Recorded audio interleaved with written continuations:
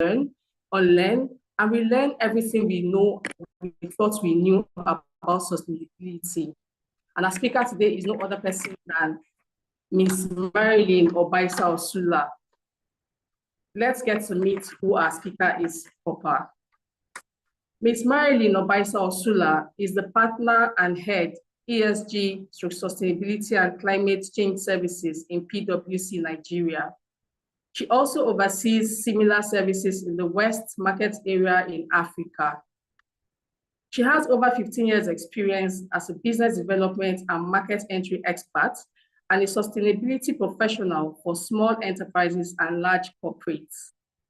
She has been a project director on several sustainability, ESG reporting, climate-related and impact projects across various sectors, e.g. agriculture, FMCGs, public sector, pharmaceuticals, insurance, DFIs, commercial banks, tech startups, and energy. She holds a certificate in business sustainability and sustainable finance from the University of Cambridge, CISL, UK.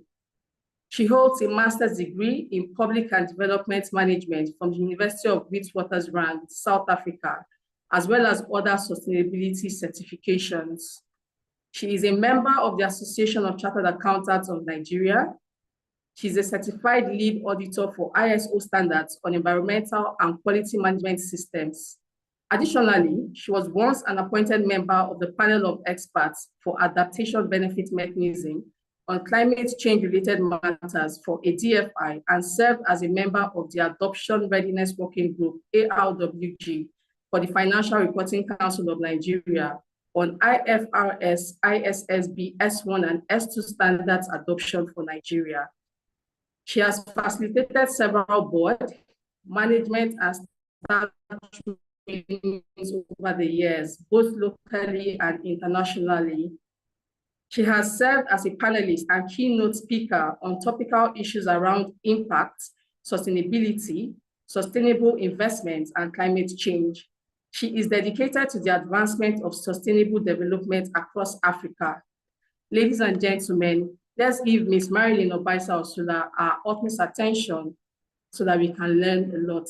Thank you. Thank you so much, Nse. I just wanted to verify everyone can hear me. Yeah. I'd like a thumbs up if you can hear me. Thumbs up, virtual thumbs up.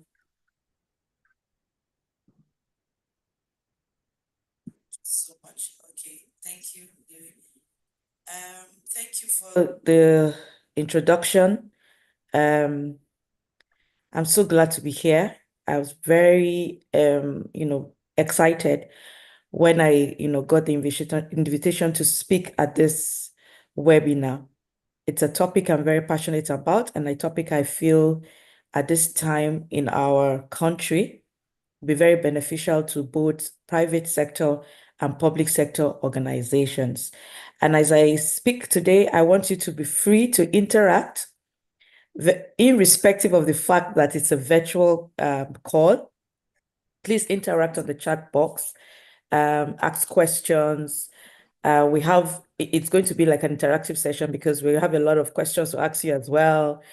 We want, when we come to speak about sustainability reports, in PwC being the first big four firm to actually start sustainability as a service in, the West African region. And that was years ago when it was not even popular. We had started it. We had started to talk about it because we are an organization that see the trends and key into it very quickly. And, we were right to have keyed into sustainability years back. I'm also very glad that Utica is taking this very important as one of the drivers of sustainability is also tied to finance, whether it's foreign direct investment or private equity or, asset management, wealth management, as the case may be. So it's a good time. And, one of the benefits of, keying into knowledge is that it drives innovation. So One of the impact I hope this webinar would give is that it drives innovation within the Utica organization and even the participants of this webinar, the kind of innovation that would drive your business growth. I also hope that, we would get more proponents and champions, sustainability champions in the room. I'm not, ignorant of the fact that when we come to talk about, okay, people can't hear. I hope that is not coming from my end. I see it. Yeah, good.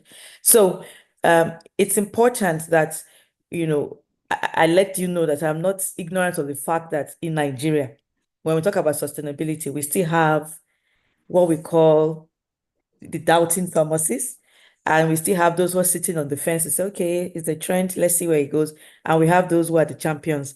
So as another outcome I look forward to getting, apart from driving innovation, is that we're able to get a lot of champions of sustainability reporting from the room. Okay, let's dig into this. Please, can you go to slide 4? Thank you. Next slide, please. Good. I would like you to please pick up your phones and just scan. You could pick up your phones and do the scanning here to get the codes. A few questions we want to ask. Wendy, do you want to come in to talk about, to lead them through how to do this? We just want to get a feel of the room.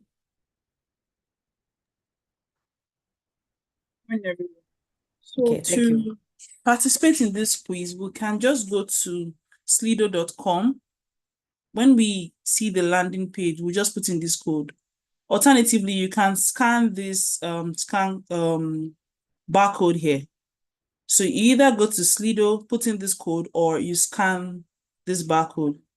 Then you see the question for this icebreaker. Thank you.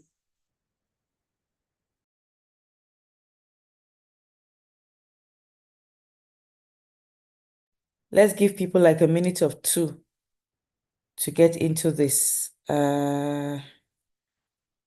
Okay. Okay, Wendy, we can start.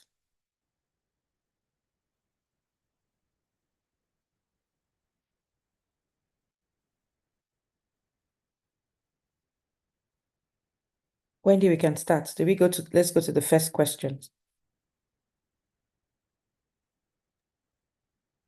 Yes, please. Let me share my screen.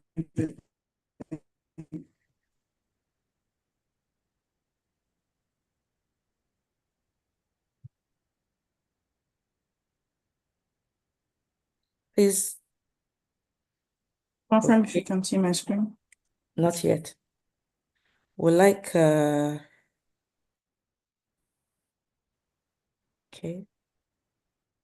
We can't see it yet.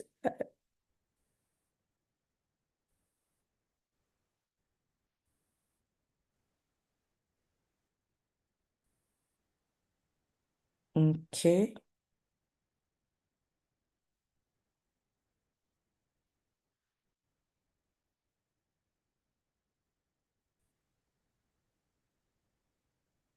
All right. So probably we just continue with the presentation. When you can come up with it, continue. Okay.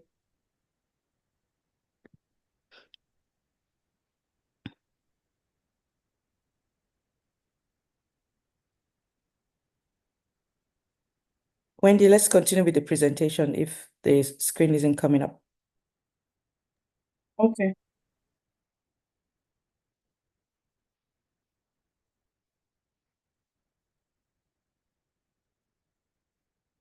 Continue with the presentation. Please, we'll go back to this. I think we'll need a few seconds to sort this out.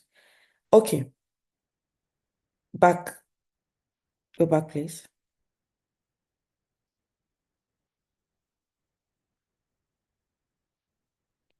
Okay, the question is, what is sustainability to you? Let's forget the buzzwords that we've heard. What is sustainability to you? When you hear of the word sustainability, what is it to you? 1 word, 2 words, a phrase, I would like you to drop it in the chat box, please. So that I will drop what I usually hear people say.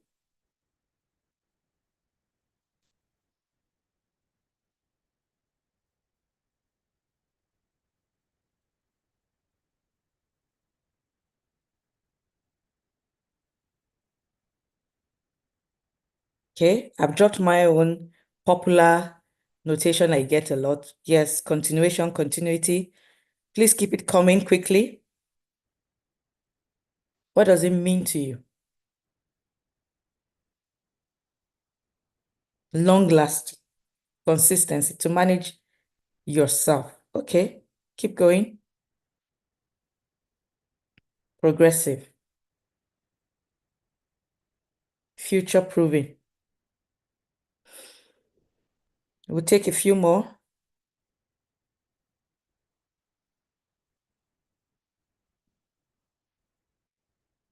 Long-term versus short-term. Present and future.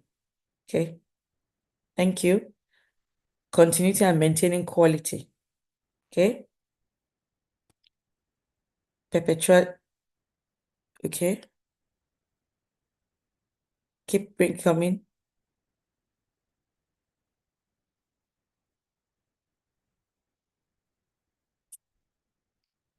Thank you. Continuous improvement and the likes of it. Quite a lot on the chat box. Thank you. The truth is that there's an inherent understanding and meaning of sustainability. The literal meaning practically is what everyone has dropped on the chat box, right? It has a literal meaning. It means legacy. It means, to continue something, everything you hear about it is continuous, legacy, future proving, lasting, as the case may be. Yeah, long lasting practice, things like that. So it has an inherent meaning. So whether you understand it with the inherent understanding, the inherent meaning, the literal meaning, there's also an applied meaning of it in business and in the public sector. And this applied meaning is what we're going to be talking about today, which is not so far from the literal meaning. It's not so far from the inherent meaning.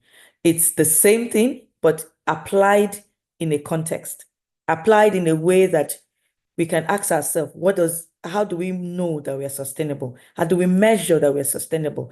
Those are the kinds of conversations that we're going to have today. Next slide, please. So, having thought about it, we now go to the applied meaning of sustainability. And the best definition has been from the Brundtland Commission, which of 1987, where it's defining sustainability as doing everything you can do today reasonably without affecting the needs of future generation. So all that, sustainability is trying to hamper the way we live now. No, it's trying to make you live reasonably well, comfortably. That doesn't hamper your living. But while you're living well, you're also thinking about the needs of future generation. You're not hindering the needs of future generations. If you look at that meaning, it's very deep and very wide.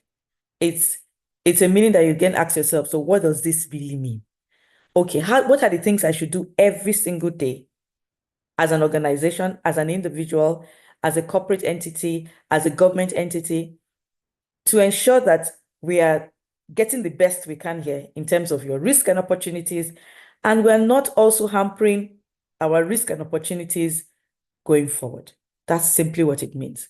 And it's a thinking that is pushing the world to think away from silo thinking into more collaborative thinking, from looking at things more 360 degrees. Why? Because as globalization has been occurring over the past years, we've come to a time where we say the world is a global village. So almost everything that happens in one region or the other are interrelated, influences one another. So the world has matured in globalization. And so we cannot run away from the fallout of that, which is, issues around the non-financials or the core non-economics that we are used to. And that's where this word sustainability is. Earlier, it wasn't core to businesses. It wasn't core to, the private sector. It was more core to the government, where you hear things like sustainable development and all those kinds of things. But as the world has, like I said, matured in globalization, everyone is affected.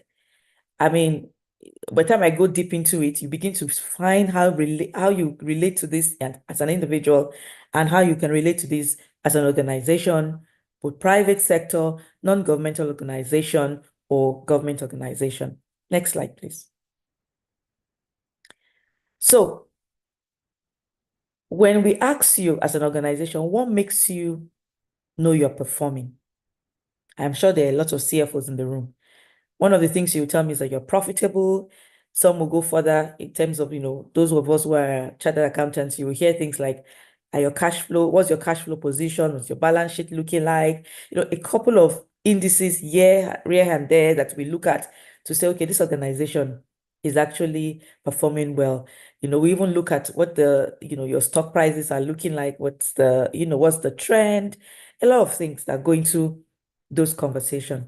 But what sustainability is saying is that as we have developed our globalization, one area that we overlook is what we call the non-financial area. Those very simple, subtle area that really affects the hardcore areas, making those hardcore areas a legacy or lasting for us. And in measuring that is where you hear the term ESG. Usually, sustainability encompasses economic, environment, social, and governance. But the term ESG became more popular because you don't tell people about economic. We already know through economics, through finance, how to measure our performance. It's like I said, the financial world is far older than the sustainability world. There's no comparison. Even if it has gone through generations of our generation. Why sustainability? While it has also done the same, it has not been focused on, it has not been measured, it has not been brought so much to the forefront like the financials. So that's where you then hear, in terms of, in the financial world, they said, okay, the E, S, and G should be called out so that when you're measuring your performance as an organization, you're not looking at it only in terms of the economics. You're looking at environment in the literal word of environment, which is, your air quality. How does all this affect your business and things like that? Then you look at the social as well, employees' well-being. I think the Jacques syndrome is something that has sent a very strong message to the world.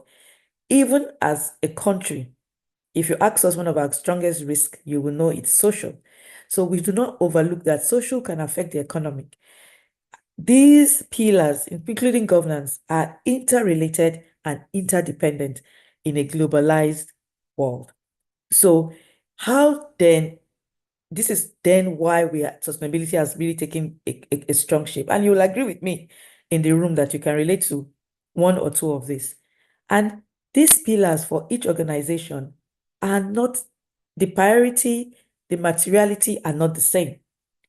One organization may have a strong influence on the environment. So for example, the energy sector or maybe the agricultural sector.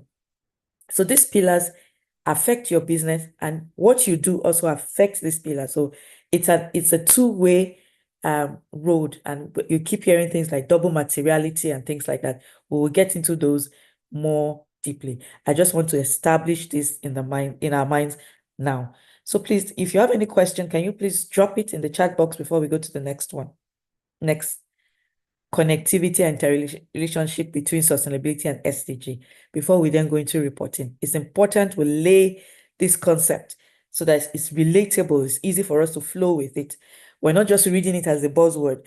We're not just, saying, okay, this is what it means, but just getting connected to it as individuals. I'd like to see that we one or two questions on the chat box.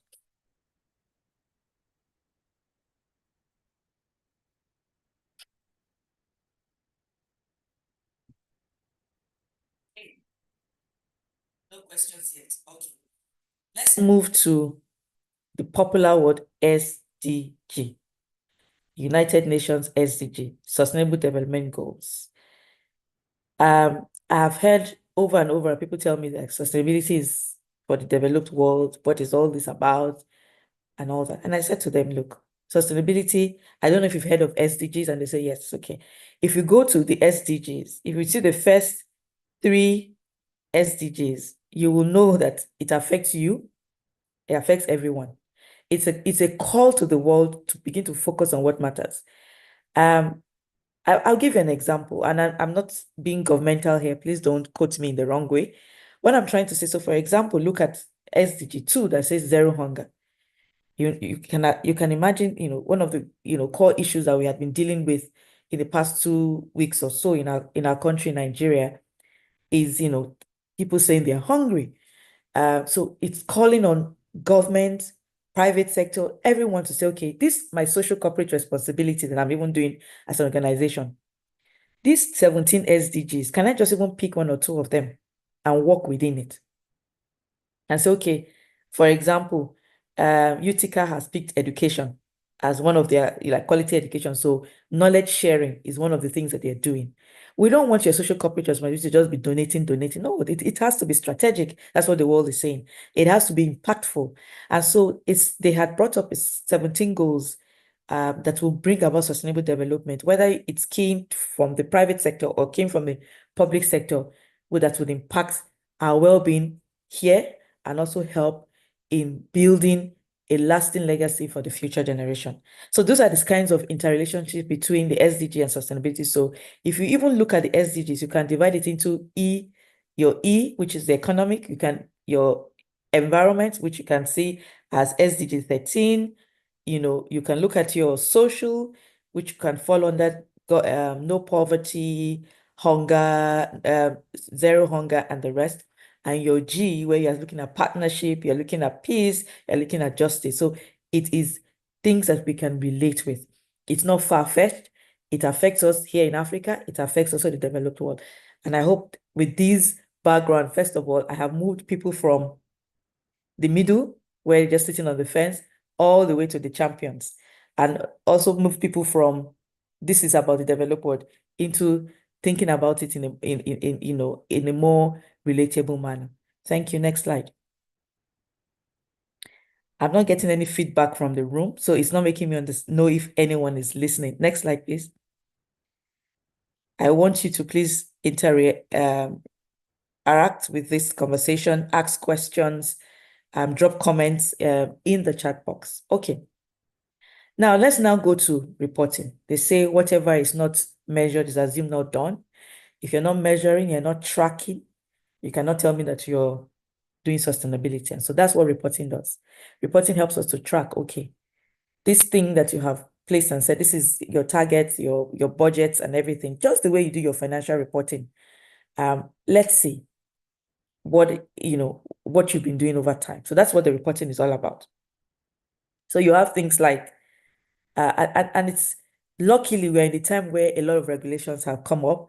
I remember years back, we had standards and all sorts of standards here and there. If you look at the standards for sustainability, there are over 600.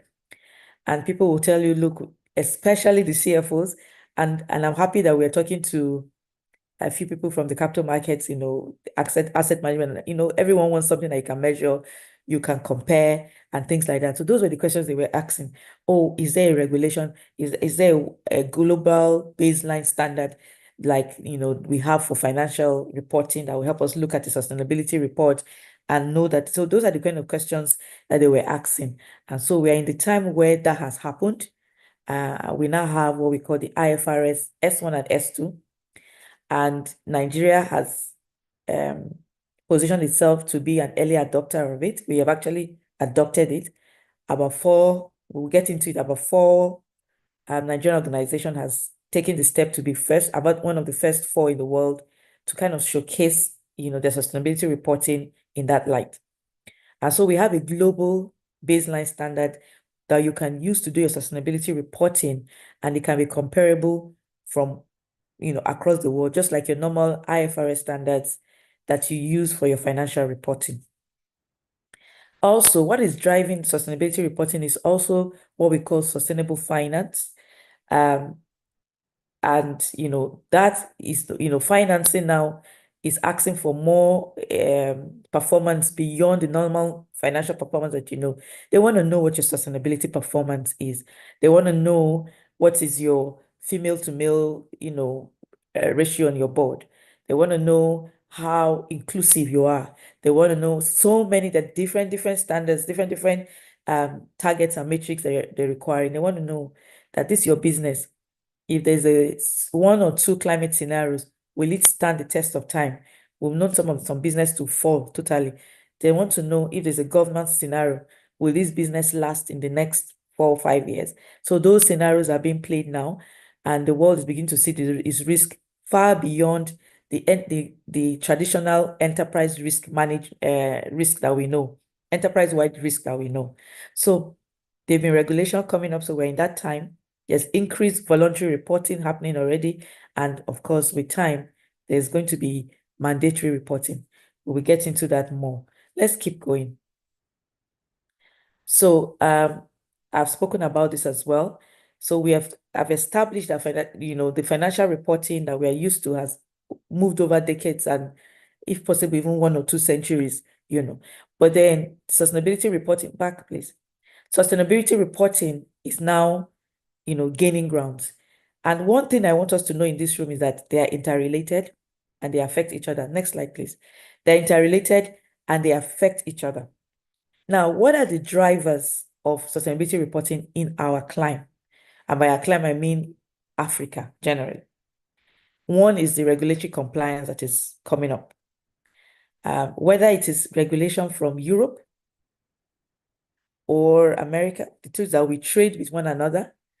And we are even trying to trade with ourselves in Africa as well. So if you trade in Europe, there are some regulations that would come up. If your organization is affiliated or you have a headquarter there are some, you'll see things like EURD. I will share the slides and you'll see the glossary. It will help you even relate more. We have also other things like the ISSB I just talked about, IFRS, ISSB. So those regulatory compliance is what is pushing many of the reporting that you hear. Like Nse said when she started, is becoming a lot, is getting to a lot of our conversations. Then access to capital. How many of us understand that a lot of organizations want access to capital? And now we have what we call sustainable finance. So finance that requires sustainability performance as part of the criteria to give you finance or to be a part of, financing you. Then investors demand. So we have investor demanding now, to say, okay, we want to see your sustainability reporting. So, automatically it's going to begin to affect your brand quality. It's going to begin to affect your stock exchange price, your stock prices and how people really view you as an organization. So it's happening even within our organization, our country. And it will increasingly happen because, like I said, you're operating in a globalized world. Next slide. I also said that there have been several standards. I mean, there's a lot. But the luck we have today is that, as I speak to you here, the 29th of August, 2024, we now have a global baseline standard. For me, it's a relief. Which then helps us to report in a very easy manner. Those of us who are coming from the past, we know we have, a couple of reporting. So many of this reporting, especially the reporting standards that were used in the past were more favorable, had been integrated into the what they call it, into the ISSB standards. But before then, one of the most used one is what we call the Global Reporting Initiative, GRI. That's still in use. Fortunately, unfortunately, there's still conversation with it being integrated, but there's a handshake between the IFRS and the Global Reporting Initiative. It's a very strong reporting standard, which many organizations in the world still use and is still accepted by the IFRS standards as well, as in various ways in application. So just to let you know that there's reporting standards, like I said, 1 hour is too small to learn about sustainability reporting. Like financial reporting, we keep on doing training and training and training over the time. But this is just to set a pace, set a good background of understanding, and then of course stimulate you to go more and more into that. Next slide, please. So there are also sustainability related regulations in Nigeria as well. So what has happened is that an act is called the Climate Change Act, was signed into law, I think in 2022, and that has now activated all the sleeping policies, like ESI policies, all the policies that we have on the government front. And so in doing that, the act,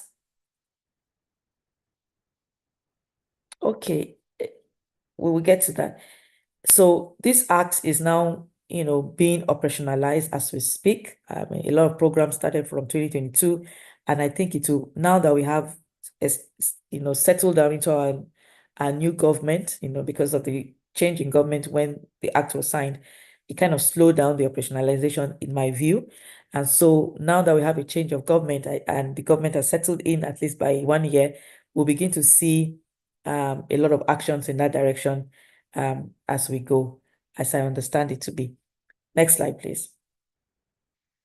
So I think for the slide though, can we do that at the end of the so that we'll have a seamless flow? It's if that's fine, but if you're open to it, it's working now. Okay, so can we do the quiz 2 or we are going back to quiz 1? The one you prefer. If we want to do quiz 2, we can do quiz 1, anyone you want us to start with. Both of them are open. Okay, we'll do quiz 1 and 2. Take a short break and do quiz 1 and 2. But let me continue with the flow now. Okay. Okay. Thank you. And also, we need to put the details of the Slido on the chat box as well. So that also helps people who didn't pick it up on time to pick it up. So I've answered some of the questions on the chat box. Okay, let's continue with the flow. I would finish with the regulations, and that would answer a few questions on the chat box as well. And then we then go into this the Slido and then interact. Can we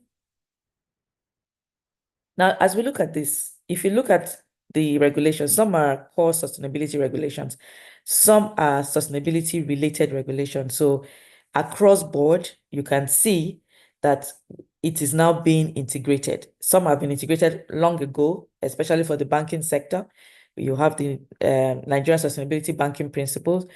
But now, if it was a check in the box, you're just ticking the box and just ticking the box, it's changing over the years. So if you look at Nigeria Code of Corporate Governance, if you see that Principle 26 will tell you you should do this and do that and things like that. Now, it's no longer voluntary, right? By 2028, with the adoption of the IFRS standard by the FRC, it becomes compulsory to, you find yourself aligning to many of these things that probably you had said it's not compulsory, it's voluntary, and all those things will just come into play. And I think the IFRS standards just cap it up for us. And if you're in the energy sector, which is one of the key sectors in Nigeria, if you look at the PIA too, there are snippets of conversation on the importance. Yeah, the importance of the environment, social and governance coming on board. I would like to say there are a lot of CEOs here, or CFOs, or C-suites, or middle-level management. I'd like to say here that please don't underestimate the future, because your new customers, our new Gen Zs and Alpha generation, they're not the same with the generation you knew before.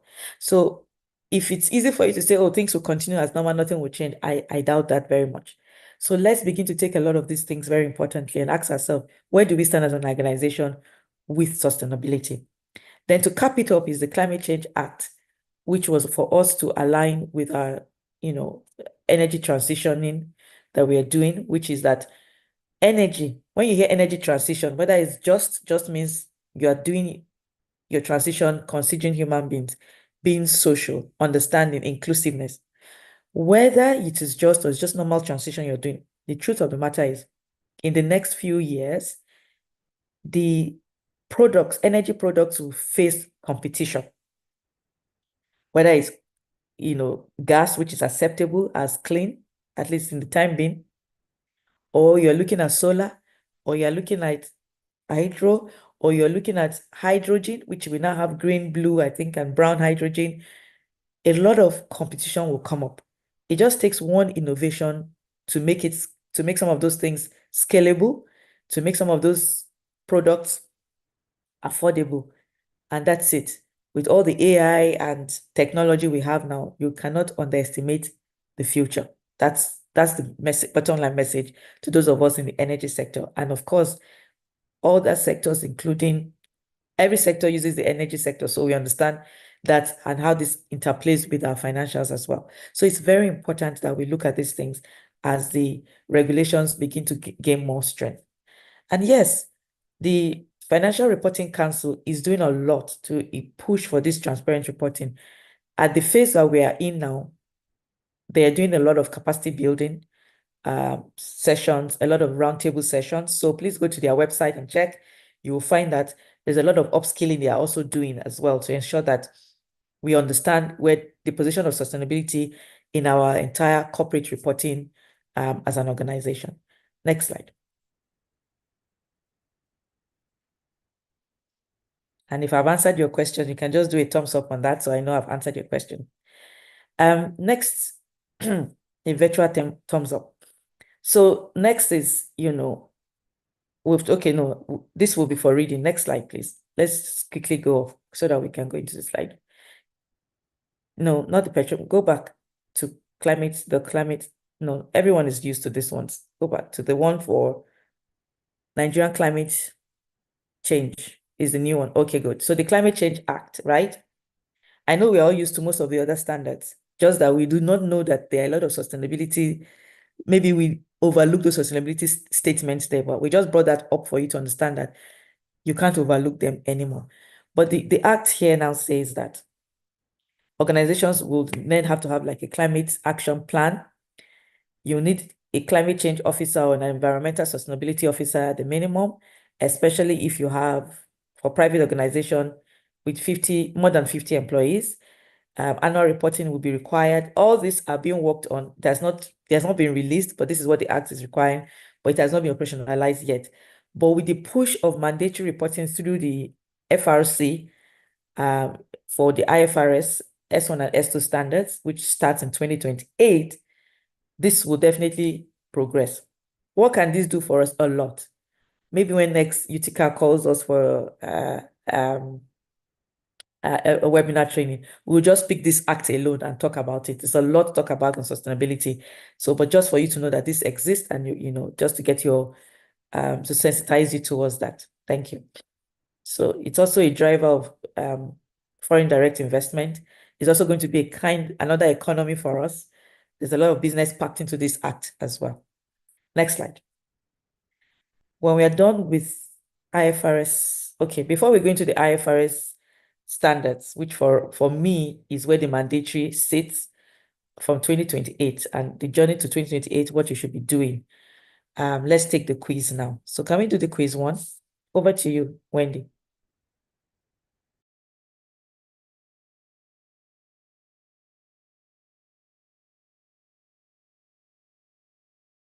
Okay, good morning, everyone. Again, to access the quiz, slido.com, you can put in this code here or then scan here.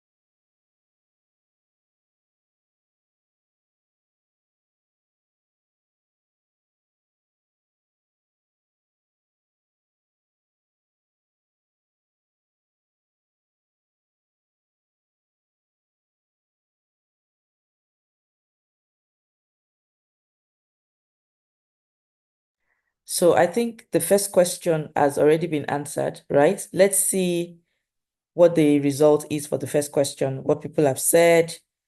Maybe some people have changed their mind.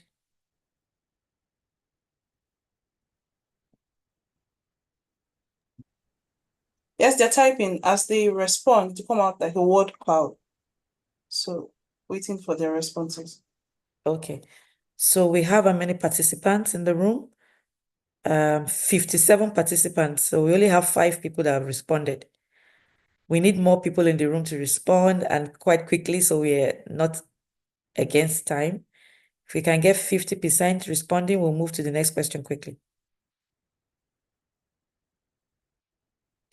One word, a phrase. Hopefully now some people will change the definition that they have of sustainability and relate to it.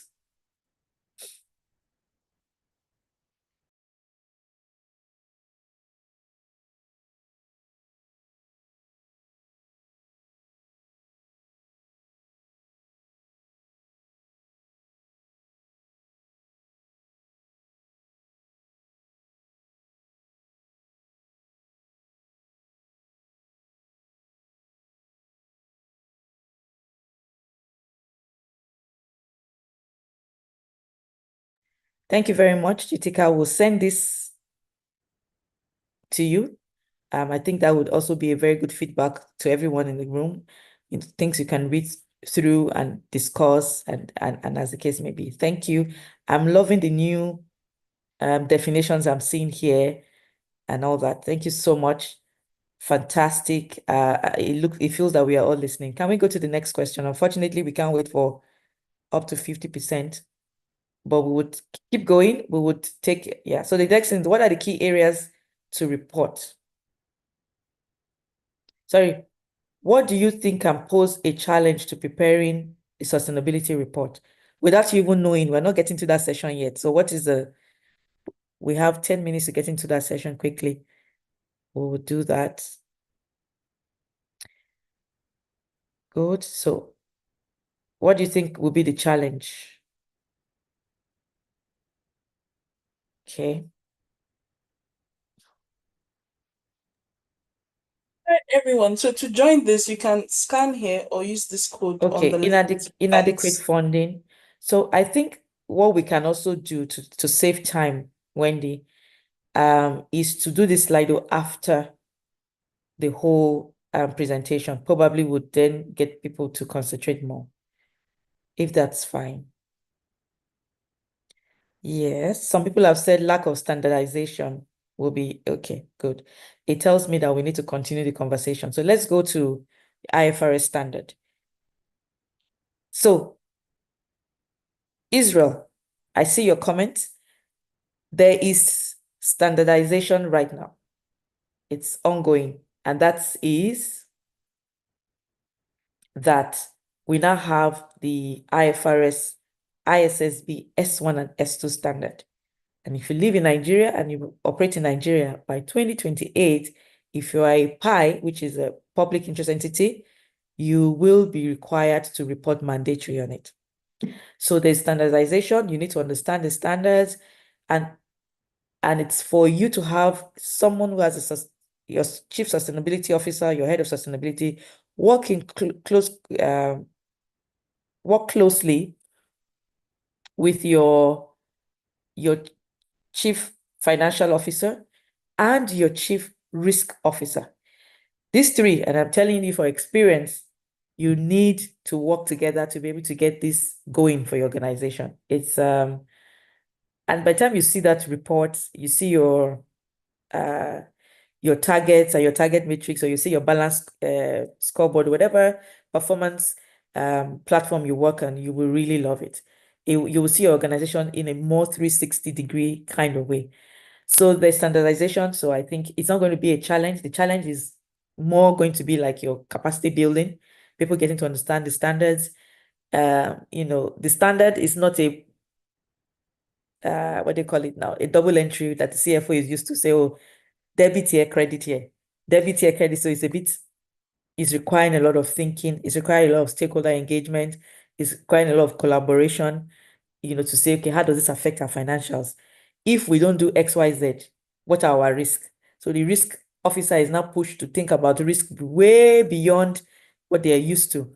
So, and I think so far, those who have been doing it voluntarily, even before the standards came in, have had very good feedback, especially with regards to sustainable finance. It's affecting their business transformation. Some of them have gotten cost savings from their energy savings and things like that. So there's a lot packed in this. But like I said, we will just lay the background here. 1 hour is too small to run through all this, but this is just to sensitize you on the sustainability reporting. Next slide. Next slide. Like we said, the journey is this. We'll share this slide with you. There's the journey for Nigeria. We're not just forcing people. And, there's the roadmap to the reporting, which is early adopters. We have 4 organizations who have done that. I think MTN, Fidelity, Access Bank, and MTN, Fidelity, as well as Seplat. So you do where to find those reports. Maybe that will help better. Next. There are reliefs, transition reliefs. So don't worry. We know that people are not familiar with this. Like I said, FRC is doing a lot in terms of capacity building, supporting organizations.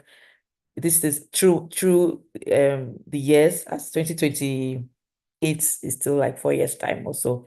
So there's enough time to, to build capacity, enough time to begin to put your data together, as the case may be. Next slide. And like you see also that small businesses are not left out. I think yours will be 2030, as the case may be. So like we said, early adopters, I've talked about Access, Fidelity, MTN, Seplat. And, it's the core primary user of the standards by the FRC is investors. So it's investor focused for now. And that's why there are other standards that could focus on other stakeholders like the GRI standards. So if you look at those reports, you see that most organizations, at least the 4 early adopters most of them use both. They use GRI and they also use the IFRS standards S1 and S2. So they have covered all their stakeholders' reporting requirements. Next slide. So as you prepare for these disclosures and to work with these disclosures, there has to be ownership from your board because of the amount of data that is required to do this reporting. It's not something that you can just take and all that, because there's a lot of scrutiny on sustainability reporting. If it's not here in your country, it's outside the country. People are really going to scrutinize you. For example, I was watching a video of the scrutiny of a designer brand that it was even assured. Thank God it's not PwC that assured them, but a designer brand that was assured. And the accountants put the assurance on it to say these people are sustainable, and it was critiqued, and and what we call we have what we call greenwashing, which is misstatement of sustainability reporting. We also have what we call hushwashing. We also have what we call whitewashing, all in sustainability.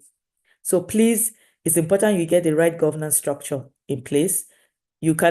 Those designer brands say that they have sustainability, whatever. And we found out that in their supply chain, there's forced labor and there is child labor. Children who wake up in the morning from 4 a.m. to 7 a.m. to go and work in the farms, and they're not going to school, and the world went for them. They went for their job, like that can kill a brand. So it's important that we get that buy-in. Number 2, the sufficient capacity across board. Please don't just train your sustainability team. Train everyone. Let everyone be aware. Let them know what roles that they play in. And then, you need to begin to work on your data structure. So you need to integrate your ESG data into your normal data that you already have running for you as an organization. So those are the things that, you need to prepare for this, because that's going to sit in your reporting. And CFOs in the room, everything you do for your financial reporting, which is you start from your budget, you have your strategy, you do all those also for sustainability reporting. Your internal audits needs to kick in for sustainability reporting. Your controls has to be there. Your CFO, I've already talked about CFO role. All the roles you play in financial, you play in sustainability. because some of those indices that will be brought, you need to say, okay, this affects my financial, this does not affect my financial. CRO, in fact, your role there is really key. And of course, you need someone in your organization who would sit as someone who holds that sustainability cap to put all this together. Next slide.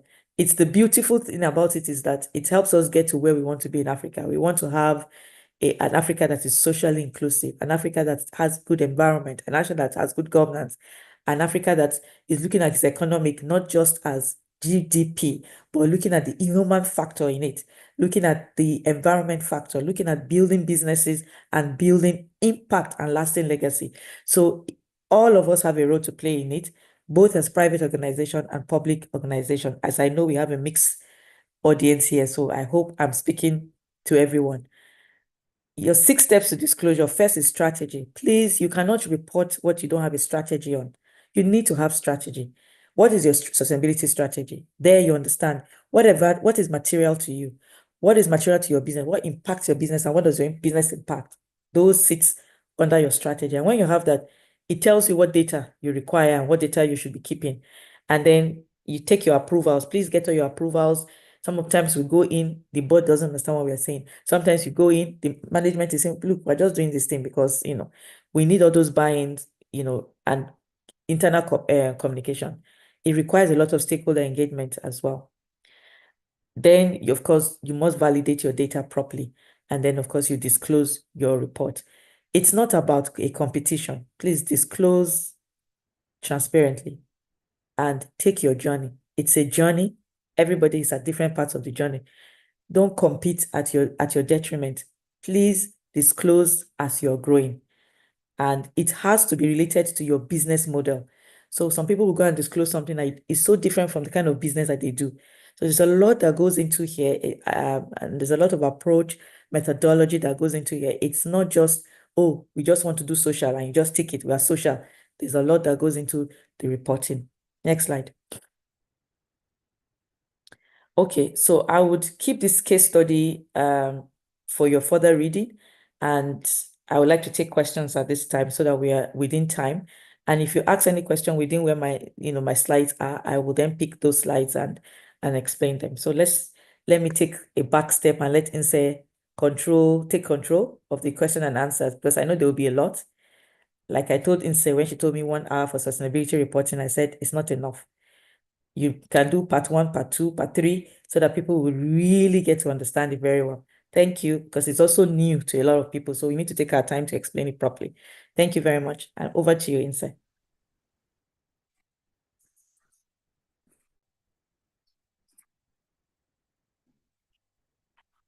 Okay, thank you so much, Ms. Marilyn. We are really grateful. And I think on behalf of the Utica team, we'd like to thank you in advance because we know there will be a comeback, like you earlier mentioned.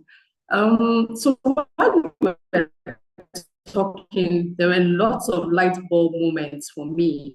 There are certain things I probably have so much knowledge about, or I do now, and I have some questions, but I would like us to address the questions that were in the chat box before now. So we have Mr. Israel Iguve. His question is, how can regulators like the FRC of Nigeria incentivize more transparent and comprehensive reporting practices amongst businesses? That's a very interesting question, and I agree with you, Israel. Did you get the question? Yes, I did. Can you hear me? Hello, can anybody hear me, please? Okay, Inse, I can hear you, but I think you can't hear us. Okay, Israel says she Ms. can hear Marilyn, both can you of hear us. me? Okay, so thank you. All right. Israel, fantastic question. Yes, they need to incentivize. I can hear you now. They need to incentivize, and you should be a part of telling them that on their website. But I must say to you that they are doing a lot in terms of supporting clients, supporting organizations, to get to understand. There's a lot of roundtable. One happened, I think, last week. I think another one is going to happen in a few weeks' time as well. So please be a part of it. And yes, ask them how do they intend to incentivize people to pick it up.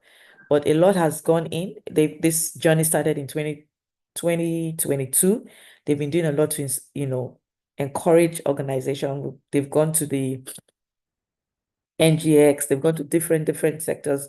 ICANN has picked it up. I think also other accounting associations and things like that. So please be a part of it. I agree with you. We need to do more.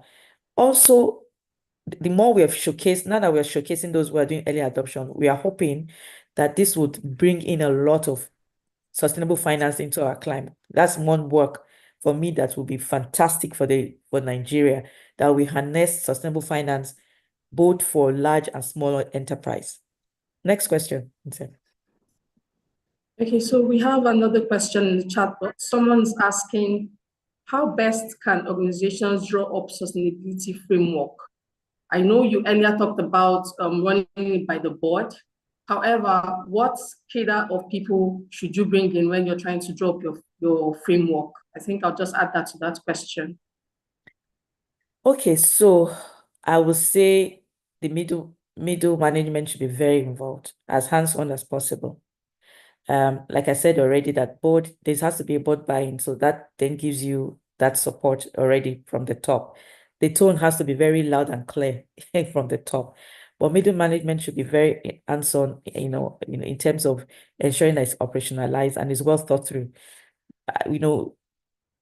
Most of the pushback we get, apart from the board, buying, it's actually from the middle management. Some of them feel like it's more work and more things to oversee. So, but we need a hands-on from that area, because once we have hands-on from them, they can trickle down that culture, all the way down. So you need middle management to be involved. So I will not say that a sustainability head should be a junior staff. Honestly, it won't work. It would work when it's anchored by someone more senior. Next question. Thank you. Then we have another question. Is sustainability reporting compulsory in Nigeria? It's not, it's voluntary as at now, but from 2028, if you are a public interest entity, PI, and I know the definition has changed, whether from last year or so, it will be mandatory for you. Okay, so my question now is, we know that there are individuals, or I think there are individuals who do sustainability or activities related to sustainability. They might not be knowledgeable enough to know that that's what it's being called. Yes, absolutely. Yes. There are different types of reporting, like even in financial reporting, we have management reporting. We have different types of reporting. So sustainability is also like that. So for example, if you're doing a reporting on your sustainable finance, maybe you did a green bond, or you did a sustainable linked bond, or you did a social bond. Of course, you do an impact report for that bond. It still is kind of sustainability report, but when we're talking about sustainability report, in this case, we're talking about your annual reports, like your annual financial report. Do you get? So there are other sub-reports here and there that you do. Okay. Sometimes if you're getting, you want an endorsement from a particular, maybe from ISO, for example, they would ask for a certain report, right? So that is there. But most of those reports, if you look at them, bits and pieces of that can go into your annuals. But your annuals is like your financial, like your sustainability reporting, like your annual financial, where you set a target and you compare what you've done for the year to say, okay, we set this target, this is where we are. Like we set this profit, we're now at this profit. This is where, those comparing that you're doing year on year. That's the one we're talking about here, sustainability reporting. And that's the one the IFRS is making compulsory in 2028. Sorry, not IFRS, FRC is making compulsory in 2028. Yeah. Okay, thank you for that. We have a question as well, because I think you've been talking from the angle of the organization. Now, someone's asking from the angle of an investor. With regards to sustainability reporting, what is my role as an investor, I think, in terms of promoting it? Yeah. Yes, so you have to also walk the talk. If you really want sustainability as part of your requirement for you to invest, that's up to you as an investor. You are one of the drivers of sustainability reporting. So if you feel that it's important to you, yes, it will be. But walking the talk for me is that both as an individual and probably as an organization, as an investor organization, for example, you would need to also walk the talk. And two, you would also need to drive it. I like what Utica is doing, for example. You could pick knowledge management as one of the things that will be your core impact to the world. You could pick, you know, I don't know, different things you can pick, you know, to say, we're going to play that role in it. There are a lot of investors that do roadshows for their interest investing. Like, oh, I have an interest in XYZ. We have a few of them like that. They come to us and Big Four and say, look, we're doing a roadshow. We're looking at, for example, the insurance sector. We've picked 10 people. Can you come and support these 10 people so that they get it right? So that by the time we're investing, we are addressed, you know? So those kinds of things happen. So as an investor, you have a lot to do. You drive a lot of things and you also ensure a lot of things. So I hope that answers your question. I think that does. And then another question from Itino Ajayi is, what are the most effective methods and tools companies can use to accurately measure and report the carbon footprint, especially in tracking and managing carbon emissions across different scopes? Fantastic question. Is one of the things that's required for your S2. Your carbon is a lot there, as I said. There are a lot of tools. Okay. First of all, we have the we have the GHG protocol, we have the PCAF methodologies that are used. Those are the two most used in the world, and I think they are pretty straightforward and easy. PCAF, accountants love that. GHG protocol, every other person. So, you know, I would drop, Wendy, please drop it at the chat box so she gets it. But over and above, if you don't want to bother yourself with all those methodologies, there are already automated tools. I think Microsoft has one. PwC is also coming up with one. So we already have a lot of those tools that, you know, that you can use to track your carbon emission. A lot of organizations have also bought, you know, automated tools off the shelf, customized to help them track this. And let me tell you one good thing that it has done. It has really, really helped a lot of the organizations refocus a whole lot of the activities, a whole lot. I know some of them don't like it. Like, for example, traveling has been cut. Right now, we know some travelings are not important, right? We're just doing it. And it has cut cost. It has also cut emissions. So it's not just about emission. There's also a cost. There's also some benefits to that as well. So those exist. I know Microsoft just launched that conversation a few weeks ago. So there are a lot of tools that you can use that are automated. But then the overarching methodology, you get in what we call the GHG protocol and the PCAF. Wendy, if you have time, or maybe is anyone on the call from PwC, please just drop it on chat box so she can relate with that as well. Thanks. Okay, I think this is my final question. So I hear you when you talk about sustainability reporting, but I think there's a major challenge of with regards to funding. So I, as an individual, even from listening to you today, I know there are lots of things I would like to do, but there's a challenge of funding. And then you have people who are probably willing to fund, but it doesn't get to the parties who actually need it. How do we surmount such a challenge, particularly in a country like Nigeria?